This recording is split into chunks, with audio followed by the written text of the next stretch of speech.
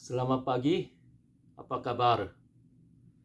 Saya dengar bahwa sekarang di Indonesia, COVID ini menjadi masalah serius. Jadi saya juga berdua syafaat. Seorang bisnismen Korea yang sekarang tinggal di Bogor, hubungi kepada saya karena istrinya sudah infeksi oleh COVID, tapi tidak ada tempat tidur di dalam rumah sakit, maka tidak bisa masuk rumah sakit, apalagi perlu oksigen, tapi oksigennya hampir semua habis, jadi tidak bisa membeli. Jadi saya juga berdua syafaat untuk masalah COVID di Indonesia. Oke, mari kita berdoa bersama-sama. Tuhan Allah yang baik, terima kasih oleh karena hari ini juga kami bisa belajar mengajar kebenaran firman-Mu bersama-sama, yaitu kita terus-menerus mendapat kesempatan untuk mengajar Injil yang murni dan belajar yang murni. Itu adalah kasih karunia Tuhan Allah bagi kami. Oleh karena pada zaman modern ini banyak gereja-gereja di Eropa, Amerika Serikat semakin jauh dari ajaran Alkitab. Kemudian mereka menyangkal Yesus sebagai juru selamanya. Mereka setuju homoseksualitas. Maka itu menjadi masalah yang serius di hadapan-Mu. Tapi kami terus-menerus bisa memegang kebenaran Injil yang murni, kemudian mengajar dan menyampaikan dan menginjili. Itu adalah berkat Tuhan Allah bagi kami. Hari ini juga hamba-Mu yang akan mengajar Yohanes pasal 16. Kiranya Engkau memberikan hikmat ke atas kami secara berlimpah-limpah, agar kami bisa menyadari, mengenal kebenaran firman-Mu dengan benar, dan mengajar lagi dan menyampaikan lagi. Maka melalui pelayanan firman Allah kami, kerajaan surga di dunia ini semakin diluaskan, maka kami memuliakan nama Tuhan Allah. Hari ini juga hamba-Mu yang akan menyampaikan firman-Mu, kiranya Engkau mengurapi hamba-Mu ini dengan Roh Kudus, agar hanya mengajar Injil yang murni saja, maka menyenangkan hati-Mu. Oh Tuhan, kami menyerahkan semua ini ke dalam tangan-Mu. Kami berdoa dan ucapan syukur di dalam nama Tuhan Yesus. Amin. Mari kita membuka Yohanes pasal 16 ayat 8 sampai 11. Yohanes pasal 16 ayat 8 sampai 11 kita membaca bersama-sama. Dan 1, 2, 3. Kalau Ia datang, Ia akan menginsapkan dunia akan dosa, kebenaran dan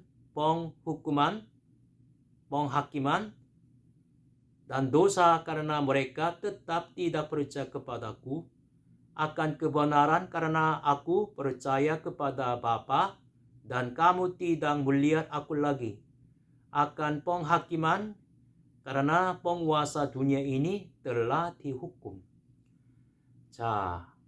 Teks ini cerita tentang Roh Kudus turun. Untuk apa? Yaitu peranan Roh Kudus yang turun. Kita akan belajar. Yang pertama, Roh Kudus turun untuk menginsapkan dunia akan dosa. Dosa. Karena mereka tetap tidak percaya kepadaku. Biasanya dosa menunjukkan berzina, mencuri, membunuh, dan sebagainya. Tapi di sini tidak percaya kepada Yesus. Itu adalah dosa. Jadi secara manusia agak susah memahami dengan baik. Tapi saya akan menjelaskan mengapa. Kalau kita tidak percaya kepada Tuhan Yesus, itu adalah dosa. di hadapan Tuhan Allah. 자, pada dasarnya kita melanggar hukum Taurat. Itu adalah dosa. Kemudian, seorang pun tidak bisa melakukan hukum Taurat secara sempurna. Ini hal yang mustahil. Tuhan Allah sudah mengenal fakta ini dengan baik. Maka Tuhan Allah menyiapkan Injil. Oleh karena orang yang melakukan hukum Taurat dengan sungguh-sungguh untuk diselamatkan, pasti menjadi bergumul. Yaitu mereka menyadari bahwa, mereka tidak bisa melakukan hukum Taurat secara sempurna. Maka mereka ingin menemukan suatu kebenaran yang lengkap. Yaitu hukum Taurat mengantar orang yang kecewa dengan melakukan hukum Taurat secara sempurna kepada Injil. Maka hukum Taurat disebut sebagai guru TK atau guru SD yang mengantar orang-orang yang bergumul oleh karena masalah hukum Taurat agar mereka bisa menemukan Injil yang murni. 자, Tuhan Allah mengutus anak tunggal yaitu Yesus Kristus agar dia mati di atas kayu salib dengan berdarah untuk menebus dosa-dosa kita. 자, ini hal yang terjadi di dalam kasih Tuhan Allah yang luar biasa. Namun demikian, manusia yang rusak berbuat dosa tapi belum menginsafkan dosa-dosa mereka. Maka orang yang tidak percaya kepada Tuhan Yesus walaupun melalui tubusan Yesus Kristus Tuhan Allah sudah membuka jalan keselamatan, tapi tidak percaya tubusan Yesus Kristus itu adalah dosa bagi Tuhan Allah. Amin. 자, kemudian yang kedua, ayat 10, akan kebenaran karena aku pergi kepada Bapa dan kamu tidak melihat aku lagi. Di sini kita perlu memperhatikan Tuhan Yesus menghubungkan kebenaran dengan pergi kepada Bapa. 자, Yesus pergi kepada Bapa menunjukkan kematian Yesus, kebangkitan Yesus, dan kenaikan Yesus ke surga. Ini berarti aku pergi kepada Bapa. 자, kalau itu di sini kebenaran menunjukkan dibenarkan, yaitu Tuhan Allah umumkan bahwa kamu sudah percaya kepada Yesus, maka kamu dianggap sebagai orang yang tidak ada berdosa. Oleh karena Yesus sudah menebus dosa-dosamu di atas kayu salib dengan berdarah, maka kamu tidak ada dosa. Kamu tidak pernah satu kali pun berbuat dosa sepanjang umurnya. Maka Tuhan Allah umumkan kamu dibenarkan. Oke? Jadi menurut Roma pasal 4 ayat 25, saya langsung membaca.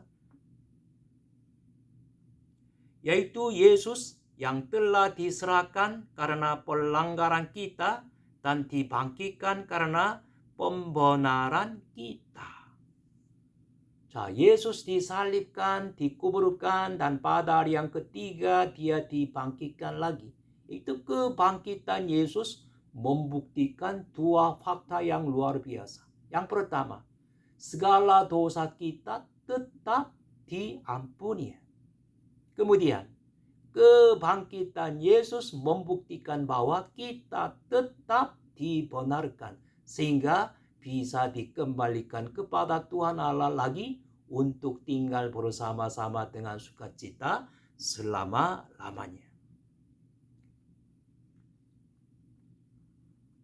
자, menurut Ibrani pasal 9 ayat 22, tanpa penumpahan darah tidak ada pengampunan dosa.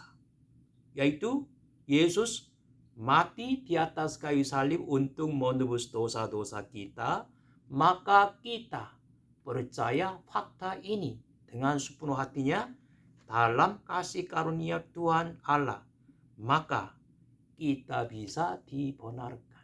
Itu kebangkitan Yesus membuktikan bahwa orang yang percaya kepada Yesus dibenarkan. Dengan kata yang lain, kepada orang yang percaya kepada Tuhan Yesus dengan sungguh-sungguh, Tuhan Allah umumkan, kamu tidak ada dosa. Amin. Kemudian yang ketiga, akan penghakiman, karena penguasa dunia ini telah dihukumnya. Yesus mengatakan penghakiman, menghubungkan. Tuhan Yesus menghubungkan penghakiman dengan penguasa dunia. Ini berarti apa? Yesus mati di atas kayu salib, kemudian dibangkitkan lagi, yaitu kejadian salib. Sebenarnya melakukan Injil asli yang diambil dari Kejadian pasal 3 ayat 15. Yaitu kejadian salib melakukan Kejadian pasal 3 ayat 15, yaitu keturunan perempuan berumukan kepala keturunan ular, yaitu setan. Maka kebangkitan Yesus membuktikan bahwa Tuhan Yesus merumukan kepala setan, yaitu membinasakan kuasa setan sebagai suatu penghakiman. Maka di sini penghakiman karena penguasa dunia ini telah dihukum. Jadi kalau Roh Kudus turun, Roh Kudus menginsapkan dunia tentang dosa, tentang kebenaran, tentang penghakiman. Yaitu dalam pekerjaan Roh Kudus, kita bisa menyadari bahwa kita tidak percaya kepada Tuhan Yesus, walaupun Tuhan Allah sudah menyiapkan pintu keselamatan melalui tubusan Yesus Kristus. Itu menjadi dosa. Kemudian, dalam pekerjaan Roh Kudus kita menyadari bahwa melalui kebangkitan Yesus, kita tetap dibenarkan.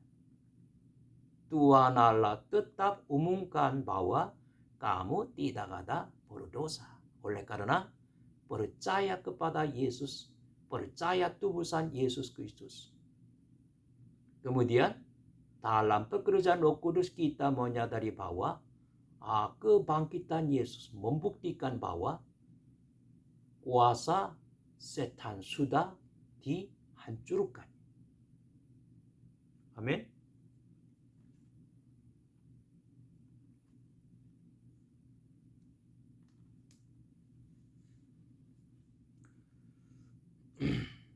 Maka kalau Roh Kudus turun, Roh Kudusnya menginsapkan dunia akan dosa, kebenaran, dan penghakiman.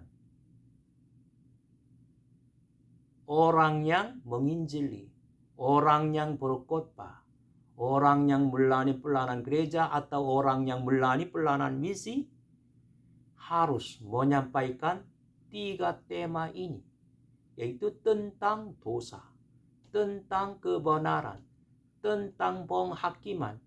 Itu menjadi 3 tema yang terutama bagi pelayanan kita.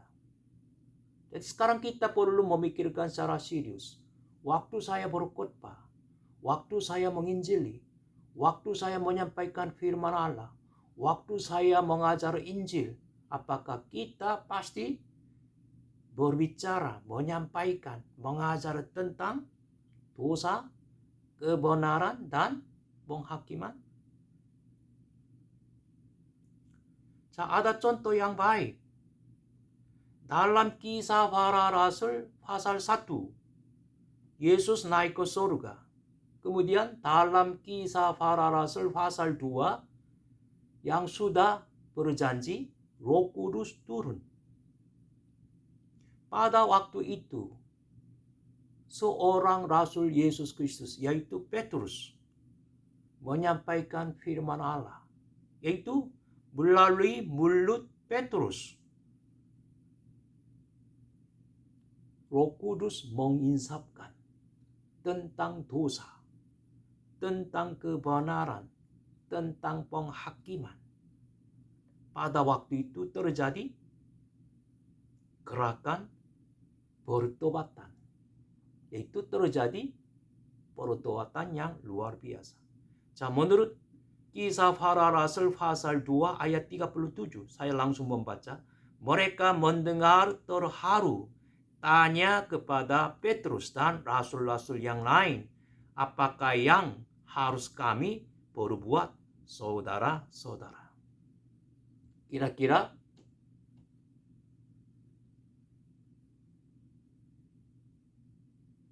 Kira-kira beberapa hari yang lalu, mereka, yaitu orang Yahudi, sudah menyalibkan Yesus. Tapi setelah Roh Kudus turun, kemudian Roh Kudus memakai mulut Petrus. Kemudian berbicara tentang dosa, tentang kebenaran, tentang penghakiman. Kemudian firman Allah itu menggerakkan orang Yahudi yang sudah pernah menyalibkan Yesus, agar mereka menginsapkan dosa sendiri dan bertobat. Kemudian reaksi seperti ini. Tapi kita susah mengerti pekerjaan Tuhan Allah.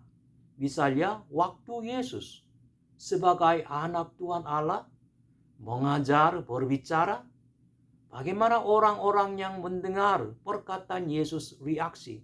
Menurut Yohanes pasal 10 ayat 19-20, membaca ya. Yohanes pasal 10.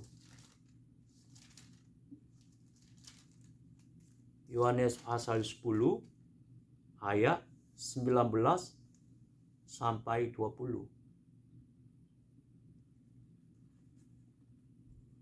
Sudah mendapat? Membaca Yohanes pasal 10 ayat 19 sampai 20. Oke. 1, 2, 3. Maka timbullah pula pertentangan di antara orang-orang Yahudi karena perkataan itu. Banyak di antara mereka berkata, ia kerasukan setan dan gila. Mengapa kamu mendengarkan dia? Kalau ayat 21.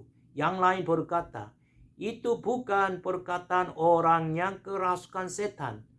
Dapatkah setan memelekkan mata orang-orang buta? Waktu Yesus langsung mengajar, langsung mengatakan, pada waktu itu orang-orang Yahudi bicara apa? Yesus adalah orang yang kerasukan setan dan orang gila. Namun demikian, waktu Petrus menyampaikan firman Allah di dalam pekerjaan Roh Kudus setelah Roh Kudus turun, banyak orang Yahudi yang sudah pernah menyalibkan Yesus bertobat. Hal yang terjadi di antara Yesus dan Petrus secara manusia susah memahami.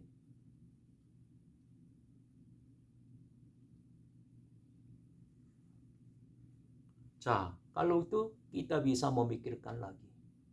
Mengapa Roh Kudus sekarang berdiam di dalam saudara-saudara? Mengapa?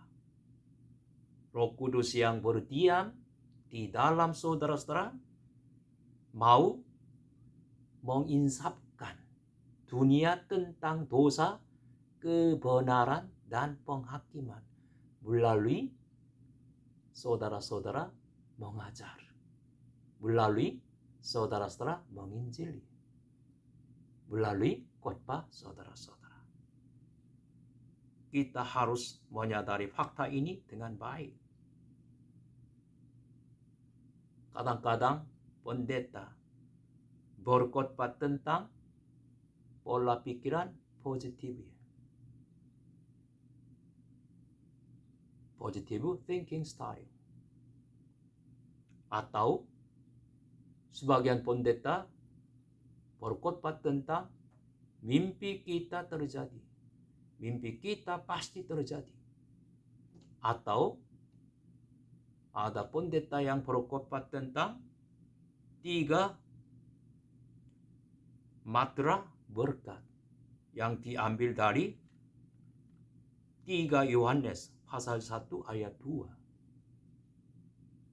Jadi Paulus pernah berbicara tentang hal ini. Mari kita membaca Kolose pasal 2 ayat 8. Kolose pasal 2 ayat 8.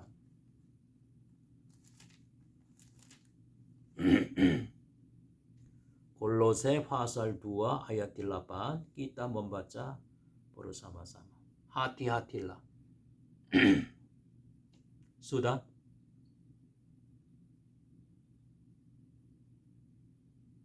Membaca bersama-sama. Hati-hatilah. 1, 2, 3. Hati-hatilah supaya jangan ada yang menawan kamu dengan filsafatnya yang kosong dan palsu menurut ajaran turun-temurun dan roh dunia, tetapi tidak menurut Kristus. Oke? Jadi Roh Kudus menginsapkan dunia tentang dosa, kebenaran, dan penghakiman. Itu adalah jawaban terhadap mengapa Roh Kudus turun. Jadi 3 hal ini menjadi tema yang terutama bagi kita waktu kita mengajar firman Allah, waktu kita mengajar Injil. Kemudian kembali lagi. Yohanes pasal 16 ayat 12-13. Membaca 12-13.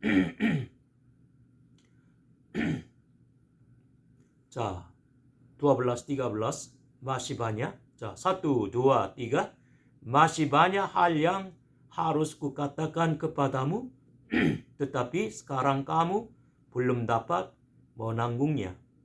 Tetapi apabila ia datang, yaitu Roh kebenaran, ia akan memimpin kamu ke dalam seluruh kebenaran. Sebab ia tidak akan berkata-kata dari dirinya sendiri, tetapi segala sesuatu yang didengarnya, itulah yang akan dikatakannya, dan ia akan memberitakan kepadamu hal-hal yang akan datang. Minta maaf. Kita perlu membandingkan pada zaman Yesus, orang-orang yang sudah percaya sebelum Roh Kudus turun. Kemudian setelah Roh Kudus turun, orang-orang yang percaya kepada Yesus. Di antara 2 kelompok, siapakah mempunyai lebih banyak pengetahuan tentang Tuhan Allah? Cara manusia sambil membaca Kisah Para Rasul, sambil membaca 4 kitab Injil. Kalau kami dilahirkan pada zaman Yesus di tanah Palestina, maka langsung bisa mendengar khotbah Yesus. Langsung bisa melihat tanda atau mujizat yang diadakan oleh Yesus. Memang saya bisa percaya kepada Yesus dengan cara yang luar biasa. Memang secara manusia bisa berpikir seperti ini. Tapi setelah Roh Kudus turun, orang percaya bisa mempunyai kitab-kitab perjanjian baru. Oke? Jadi, orang-orang yang percaya setelah Roh Kudus turun sebenarnya mempunyai lebih banyak pengetahuan tentang Tuhan Allah. tentang hal itu ayat 12-nya berbicara. Masih banyak hal yang harus kukatakan kepadamu, tetapi sekarang kamu belum dapat menanggungnya. Kemudian kita perlu mempunyai pendapat yang benar terhadap ajaran Roh Kudus. Biasanya banyak kali ajaran Roh Kudus diambil dari kisah para rasul. Tapi kita perlu memahami bahwa kisah para rasul adalah kisah rasul-rasul Yesus yang mendirikan fondasi gereja pada zaman gereja mula-mula. Ini adalah hal yang khusus. Tapi kita bukan rasul-rasul Yesus. Dengan mata manusia kami tidak pernah melihat. Secara manusia belum pernah bertemu dengan Yesus. Kemudian kita tidak dilanjutkan tugas Rasul Yesus. Jadi kita perlu memahami latar belakang secara ini. Tapi langsung menerapkan ajaran Roh Kudus yang diambil dari kisah para rasul ke dalam pelayanan kami bisa membengkokkan ajaran Roh Kudus. Jadi kita perlu memahami dengan baik. Jadi tentang ajaran Roh Kudus yang dijelaskan secara teliti atau secara tetapnya tertulis di dalam Yohanes pasal 16 atau 15-14, yaitu ajaran di ruang atas. Khususnya melalui Yohanes pasal 16 kita bisa memahami ajaran Roh Kudus dengan baik. Kita bisa mengenal ajaran Roh Kudus secara teliti. Maka lebih banyak kita perlu memperhatikan Yohanes pasal 16 untuk belajar ajaran Roh Kudus secara teliti, secara konkretnya. Oleh karena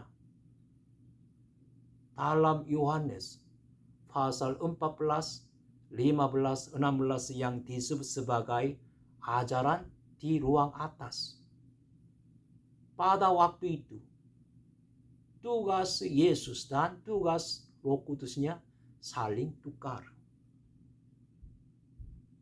Maka kita perlu memahami ajaran Roh Kudus dari Yohanes pasal 14, 15, 16.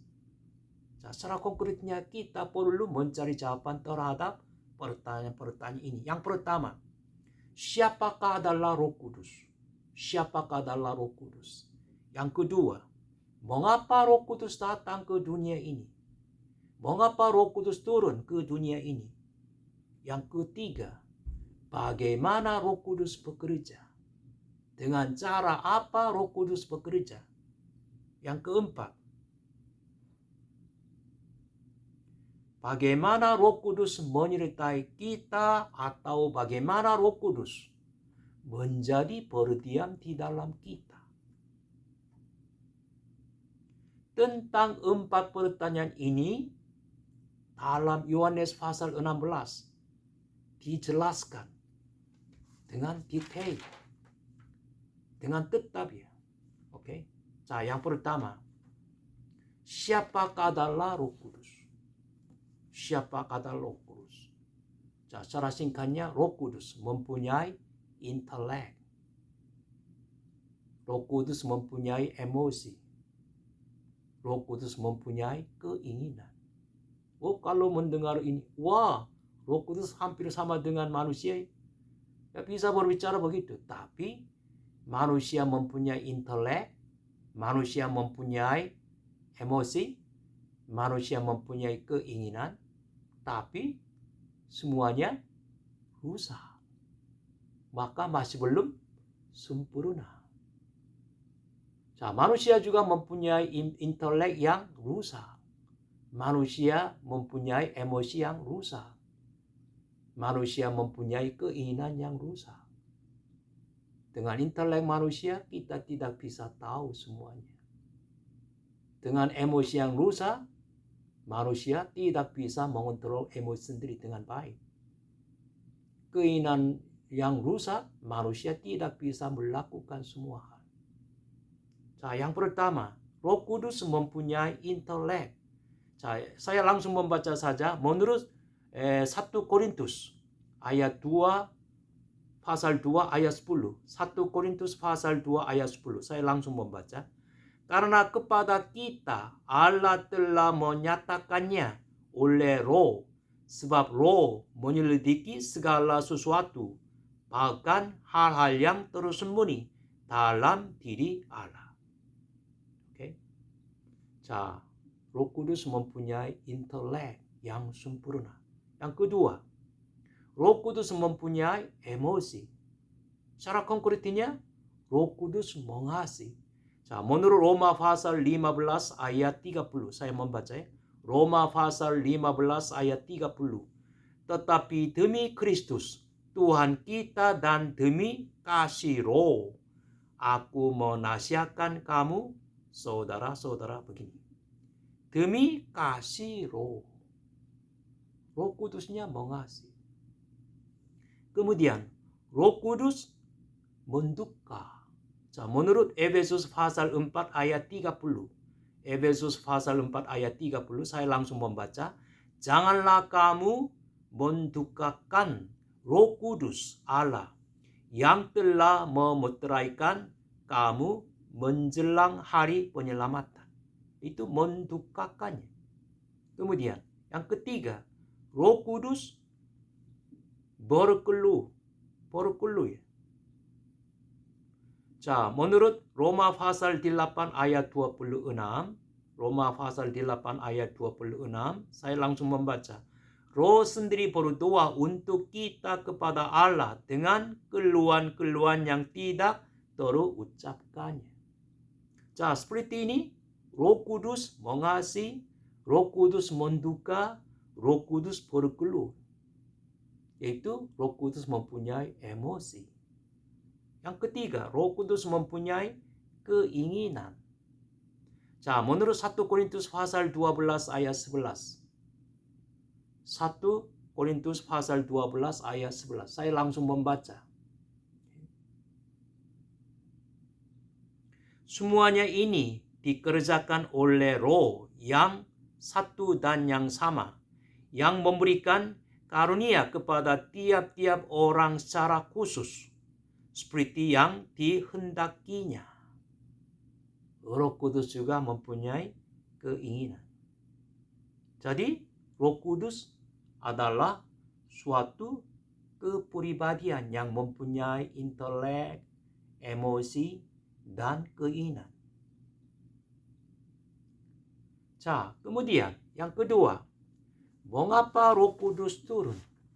Mengapa Roh Kudus datang ke dunia ini? Kita sudah belajar menurut Yohanes pasal 15 ayat 26. Kita harus menyadari dengan baik. Roma pasal 15 ayat 26. Mengapa Roh Kudus datang? Membaca bersama-sama lagi. Yohanes pasal 15 ayat 26. Jikalau 1, 2, 3.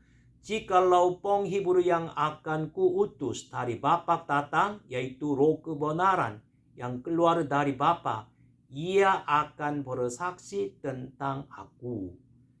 Ia menunjukkan Roh Kudus, yaitu kebenaran Roh ya. Roh kebenaran. Okay? Roh Kudus akan bersaksi tentang Yesus Kristus. Mengapa Roh Kudus turun datang? Untuk bersaksi tentang Yesus Kristus. Ini adalah pelayanan Roh Kudus yang terutama. Memberi kesaksian tentang Yesus Kristus. Secara konkretnya, Roh Kudus bersaksi tentang Yesus Kristus. Itu berarti apa? Yang pertama, memberi kesaksian tentang Yesus artinya yang pertama, membuat kita percaya kepada Yesus. Menurut 1 Korintus pasal 12 ayat 3. Langsung berbicara. Seorang Jikalau seorang pun tidak bisa mengaku bahwa Yesus adalah Tuhan selain oleh Roh Kudus. Oke. Kalau Roh Kudus tidak bekerja, seorang pun tidak bisa percaya kepada Yesus. Itu Roh Kudus menggerakkan hati kita, membuka hati kita, membuat kita agar kita percaya kepada Yesus. Yang kedua, Roh Kudus bersaksi tentang Yesus, artinya yang kedua, Roh Kudus membuat kita dilahirkan kembali secara rohani. Roh Kudus melahirkan kita kembali secara rohani.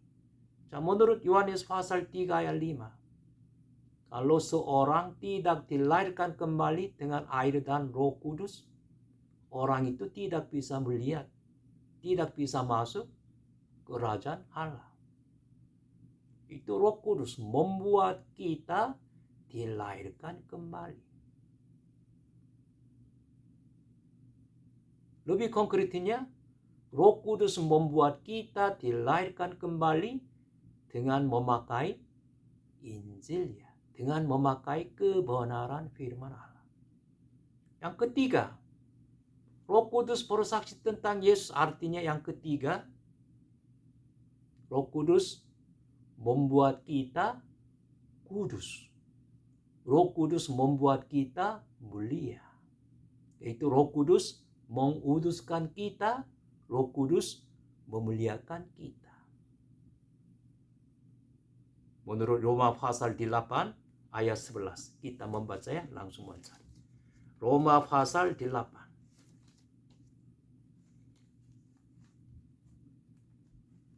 Roma pasal 8 ayat 11. Roma pasal 8 ayat 11 dan 13. Baca 11 dulu. Jika roh. 1, 2, 3. Dan jika roh Dia yang telah membangkitkan Yesus dari antara orang mati diam di dalam kamu, maka Ia yang telah membangkitkan Kristus Yesus dari antara orang mati akan menghidupkan juga tubuhmu yang fana itu oleh Roh-Nya yang diam di dalam kamu. Kemudian ayat 13. Sebab 1, 2, 3. Sebab jika kamu hidup menurut daging, kamu akan mati. Tetapi jika oleh roh kamu mematikan perbuatan-perbuatan tubuhmu, kamu akan hidup.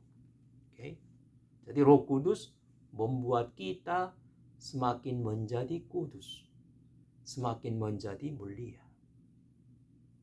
Amin. Tapi di sini kita perlu memikirkan lagi, di atas kayu salib, Yesus yang memikul segala dosa manusia dan disalibkan. Akhirnya Dia mengatakan, sudah selesai. Hal ini secara manusia, tentang hal ini secara manusia tidak bisa memahami dengan baik. Dengan kata yang lain, tanpa pekerjaan Roh Kudus, secara manusia kami tidak bisa memahami perkataan Yesus yang terakhir yang dikatakan di atas kayu salib, sudah selesai. Maka Yesus secara akhirnya berbicara kepada murid-muridnya, jangan meninggalkan Yerusalem. Kemudian menantikan janji Bapa yang kamu dengar daripadaku. Yaitu menunggu apa? Menunggu Roh Kudus turun. Oleh karena Roh Kudus turun, kemudian bersaksi tentang Yesus. Yaitu melalui pekerjaan Roh Kudus, melalui kesaksian Yesus, kita bisa memahami perkataan Yesus yang terakhir di atas kayu salib, sudah selesai.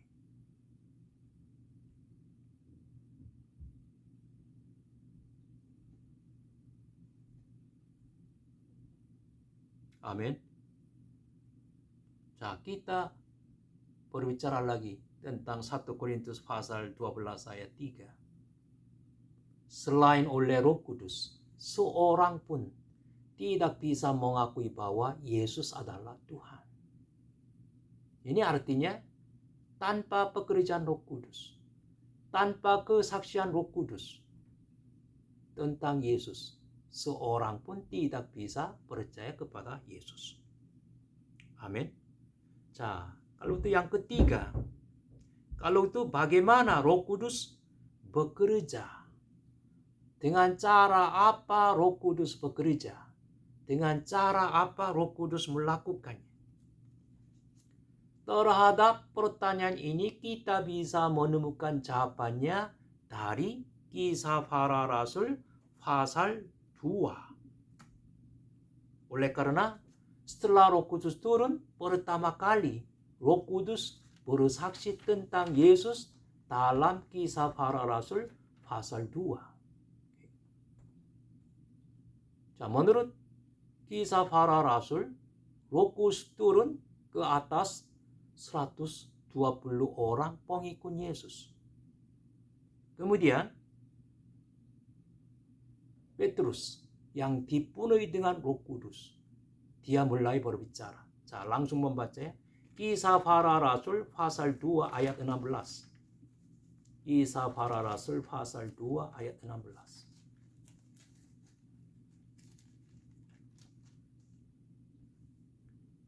Kisah Para Rasul pasal 2 ayat 16. Tetapi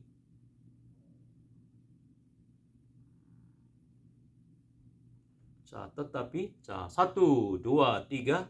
Tetapi itulah yang difirmankan Allah dengan perantaran Nabi Yoel. Yang difirmankan Allah dengan perantaran Nabi Yoel. Kemudian ayat 25. Sebab, 25. 1, 2, 3. Sebab Daud berkata tentang dia, aku senantiasa memandang kepada Tuhan karena ia berdiri di sebelah kananku. Aku tidak goyah. Yaitu Petrus yang dipenuhi dengan Roh Kudus. Petrus yang dikontrol oleh Roh Kudus. Petrus yang dikontrol oleh firman Allah. Dia menyampaikan firman-Nya. Kemudian secara akhirnya dia mengambil kesimpulan seperti ini. Kisah Para Rasul pasal 2 ayat 36. Membaca 36. Jadi 1, 2, 3. Jadi seluruh kaum Israel harus tahu dengan pasti bahwa Allah telah membuat Yesus yang kamu salibkan itu menjadi Tuhan dan Kristus. Ini artinya apa? Tuhan Allah, yaitu Roh Kudus, bekerja dengan memakai firman Allah yang tertulis oleh Yoel, oleh Daud.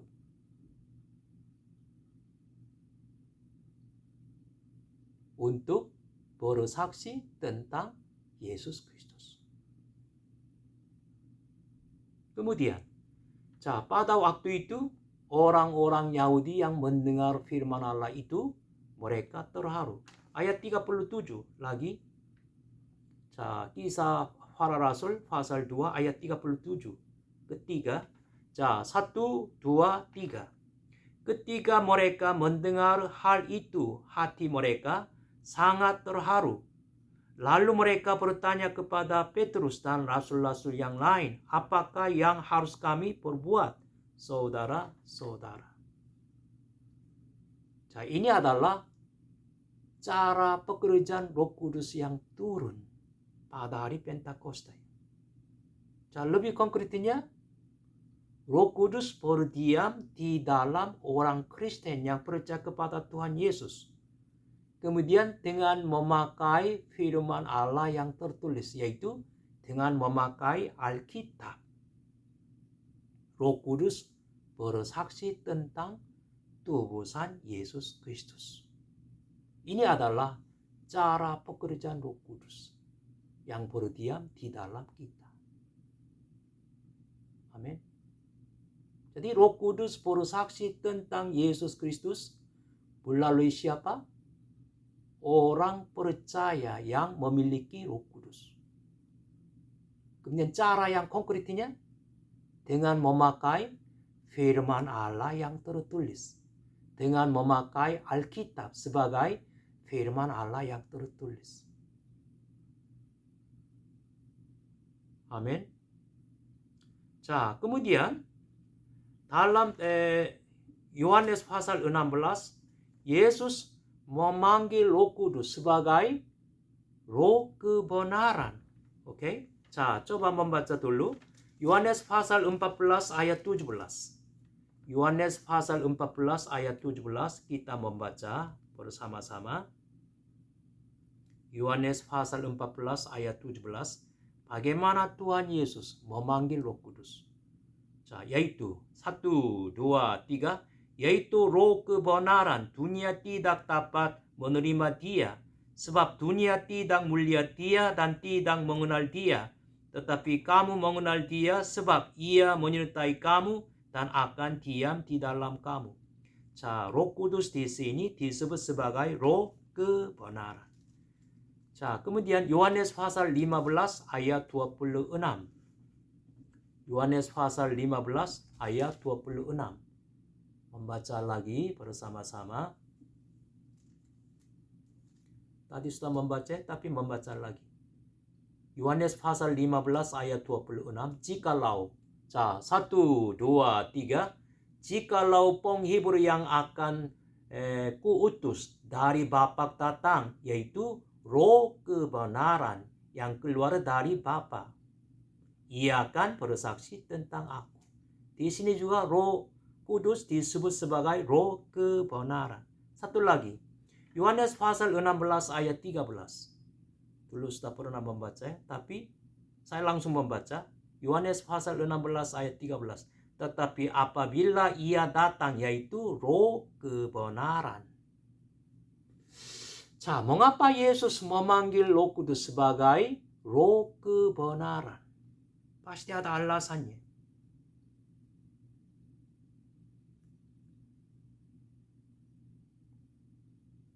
Oleh karena Yesus memanggil Roh Kudus sebagai Roh kebenaran. Ini berkaitan dengan pelayanan untuk mengajari, mengajar.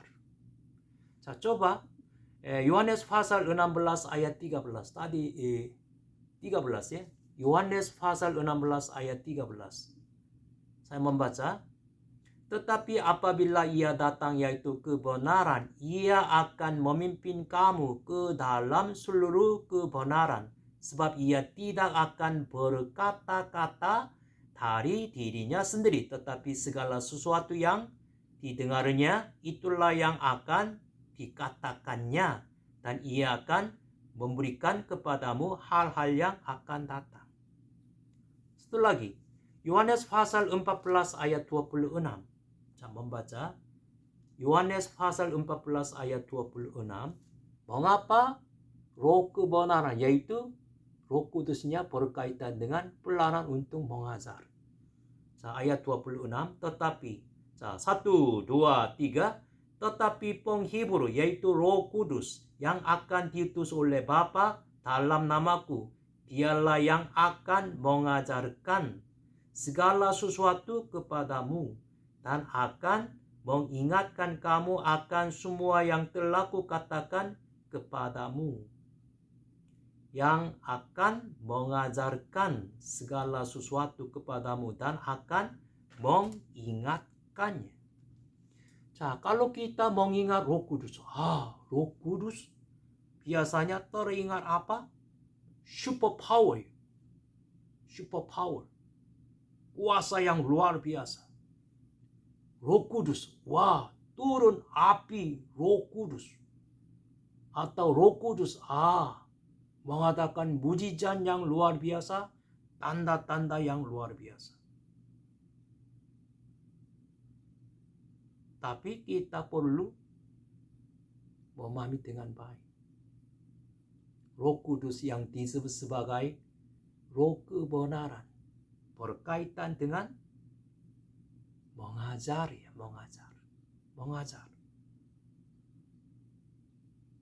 Nah, kalau itu, bagaimana Roh Kudus? Dengan cara apa? Mengajar kebenaran firman Allah atau mengingatkannya. Kita perlu memikirkan. Yesus naik ke surga. Yesus memberikan beberapa tugas kepada gereja. Tentang itu kita membaca Efesus pasal 4 ayat 13. Efesus pasal 4 ayat bukan 13, 11.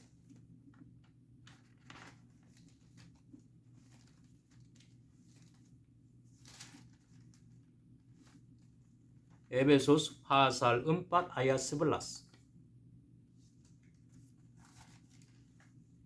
Efesus pasal 4 ayat 11.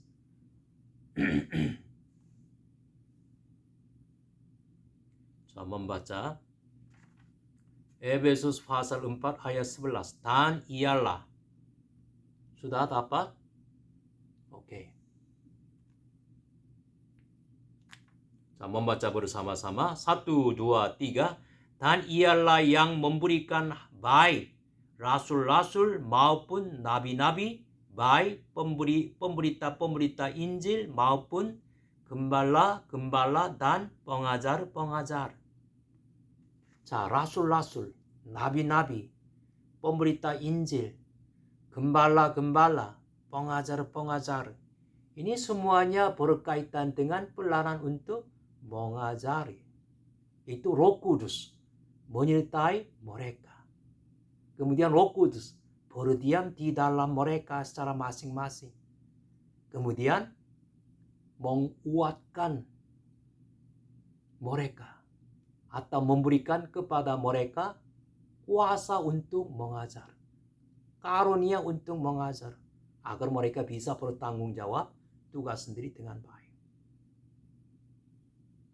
Jadi kita mengajar firman Allah, kita mengajar Injil. Ini tidak bisa dilakukan, tidak bisa diajarkan dengan kekuatan manusia sendiri. Yaitu Roh Kudus harus bekerja atau mengajar kebenaran firman Allah bersama-sama dengan Roh Kudus. Tentang itu Paulusnya sudah pernah berbicara. Coba membaca Kolose pasal 1. Kolose pasal 1 ayat 28 sampai 29. Kolose pasal 1.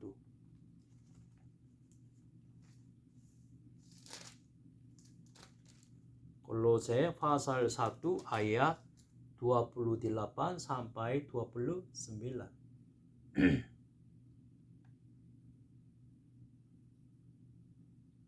Sudah dapat?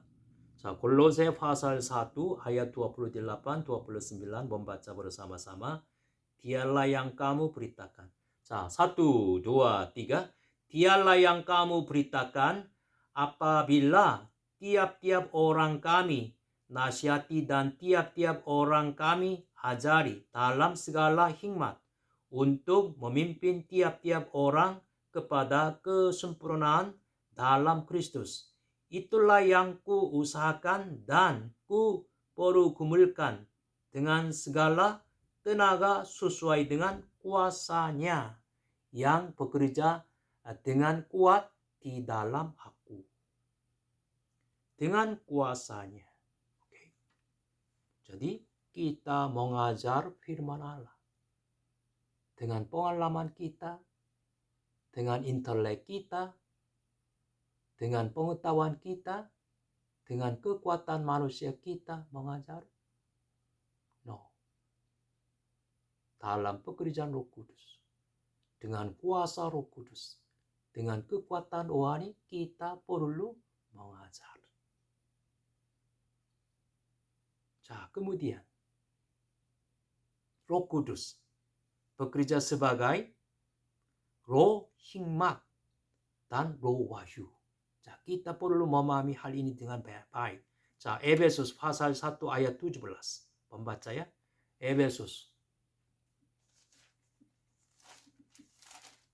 에베소서 pasal 1 ayat 17. Pembaca. 에베소서 pasal 1 ayat 17.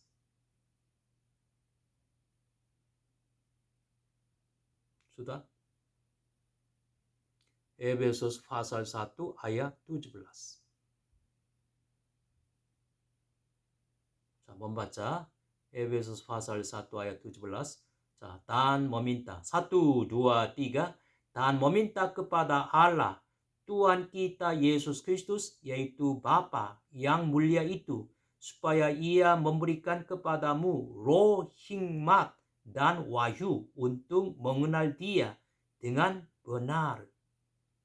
자, seperti supaya Ia memberikan kepadamu roh hikmat dan roh wahyu untuk mengenal Dia dengan benar. Amin. Amin. Roh Kudus menyertai kita sebagai roh hikmat dan roh wahyu agar kita bisa menginsafkan dosa-dosa kita, kebenaran, dan penghakiman. Roh Kudus sebagai roh hikmat dan roh wahyu bekerja di dalam kita waktu kita mendengar firman Allah, waktu kita belajar firman Allah, waktu kita mengajar firman Allah, waktu kita mendengar kebenaran firman Allah. Agar menyadari, agar terharu, agar diinsafkan dengan benar. Misalnya, kita membaca Alkitab, tapi setiap kali membaca firman Allah itu biasa saja, membaca dan lewat saja. Tapi suatu hari membaca firman Allah yang sudah pernah banyak kali atau beberapa kali sudah pernah membaca, tapi pada hari itu secara khusus firman Allah itu menggerakkan hati kita secara luar biasa, maka terharu, menangis, terlalu sukacita, terlalu gembira, terlalu semangat. Memang pernah mengalami atau sudah pernah banyak kali membaca firman Allah itu yang sudah tertulis dengan huruf-huruf dalam bahasa Indonesia. Tapi pada hari itu tiba-tiba huruf yang tertulisnya terlihat besar, semakin besar. Sama seperti mendekati kepada pembaca sendiri. Kemudian terharu. Saya ini artinya apa? Pengalaman itu menunjukkan apa? Roh Kudus sebagai roh hikmat dan roh wahyu bekerja di dalam kita agar kita bisa menyadari kebenaran firman Allah mendalam. Kita mengenal firman Allah itu lebih konkretnya. Oke? 자, hikmat, kemudian wahyu. Wahyu artinya apa?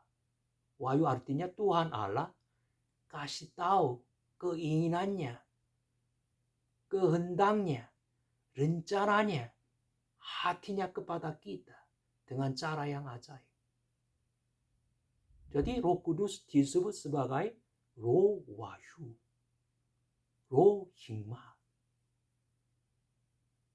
Jadi saya kadang-kadang berbicara, sebelum mendengar firman Allah, sebelum mengajar firman Allah, pasti berdoa agar Roh Kudus bekerja.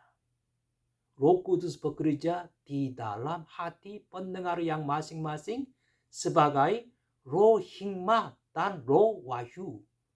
Pada waktu itu, orang yang konsentrasi mendengar firman Allah, konsentrasi belajar firman Allah, bisa menyadari rahasia kebenaran firman Allah. Terharu Maka apa? Penuh dengan semangat, penuh dengan sukacita, penuh dengan gembira. Kemudian memutuskan untuk menuruti firman Allah itu. Amin. 자, hari ini sekian aja. Besok kita akan belajar tentang